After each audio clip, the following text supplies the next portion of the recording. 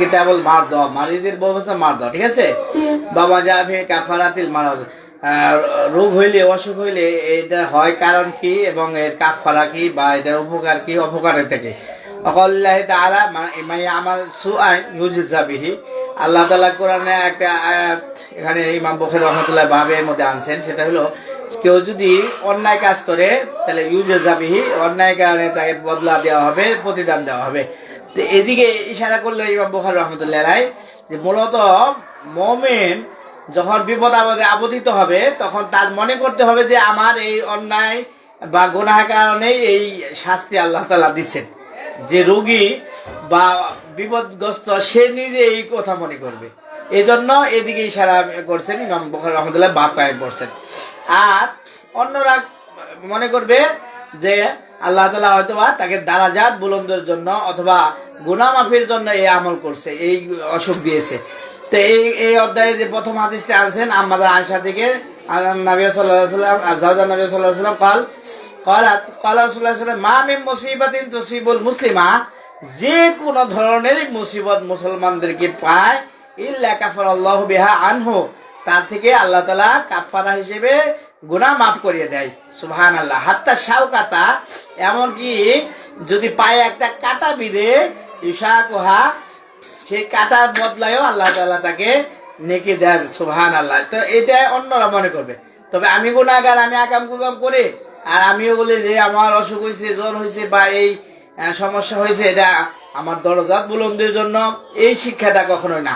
তাহলে গুনাহগার আরো গুনাহাতে উদ্বুদ্ধ হবে। এই জন্য ইমাম বুখারী আনছে। আর দ্বিতীয় হাদিসটা আনছেন যে রাসূলুল্লাহ সাল্লাল্লাহু আলাইহি ওয়াসাল্লাম বলছেন যে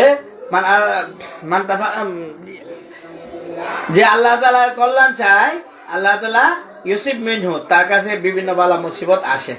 আর তৃতীয় যে হাদিসটা আনছে সেটা হলো ক্বালা যে মা মিন মুসলিমিন ইউসিবুহু আযান ইল্লা হাত্তাল্লাহু আনহু খাতায়াহু, যে আল্লাহ তার সমস্ত গুনাহ মাফ করে দেন। হাত্তা তো হাদু আলা কাযা শাজারা, যেরকম কোন গাছের পাতা যখন পড়ে যায় শীতকালে বিশেষভাবে, তো এরকম মানুষের গুনাহও ঝরে যায়।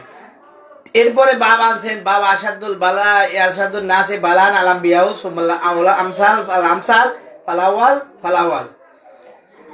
তো এই অধ্যায়ে একটা রাসূল সাল্লাল্লাহু আলাইহি ওয়াসাল্লামের মর্যাদা শাদীদের হাদিসটা আনছেন। এখানে তিনি বলতে ইয়া রাসূলুল্লাহ ইন্নাকা তুআকু ওয়াকান শাদীদা, হুজুর আপনার তো মনে হচ্ছে অনেক ব্যথা পাচ্ছেন, অনেক কষ্ট হচ্ছে। ক্বালা আজাল, রাসূল বললেন হ্যাঁ, ইন্নী ওয়াকু, আমার তো অনেক ব্যথা, আমার কষ্ট হচ্ছে। কামা ইউআকু রাজুলাইনি মিনকুম, আমি তো এমন কষ্ট পাই, এমন ব্যথা পাই যেরকম তোমাদের দুইজন মানুষের সমপরিমাণ ব্যথা আমি একাই পাই। বলতো জায়গা বেআন্না লাগা আজরাইনে, তো এই জন্য আমি বললাম, তো এই জন্যই তো হয়তোবা আপনার জন্য যে কোনো কাজ করলেই নবী হিসেবে আপনি যে কাজ করেন অন্যদের তুলনায় ডবল নেকি পান, এই জন্যই হয়তোবা। ক্বালা আজাল যালিকা, রাসূল বললেন হ্যাঁ, এই কারণে আমার নেকি ডবল হয়।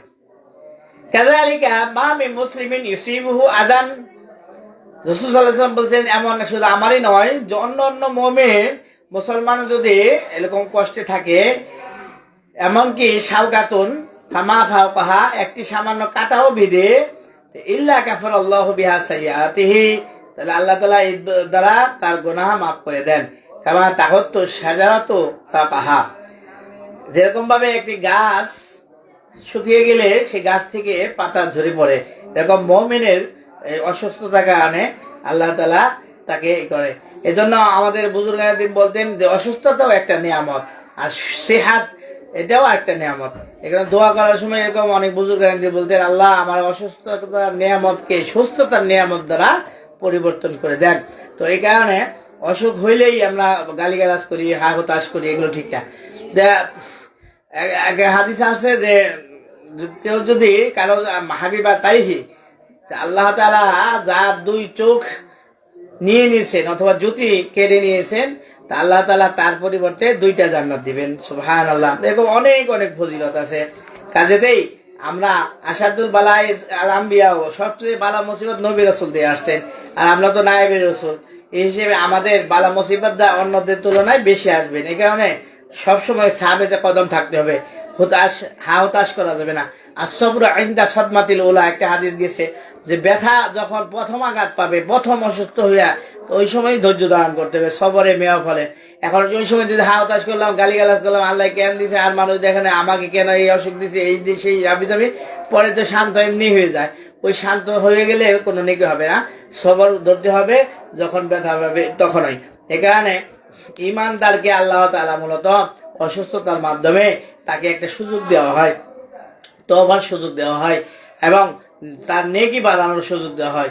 অসুস্থতাও মূলত এই যে শুয়ে থাকা, এটা একটা মৃত্যুর স্যাম্পল, যে আমি যদি মরে যাই তাহলে আমার কি হবে, কি হালত হবে।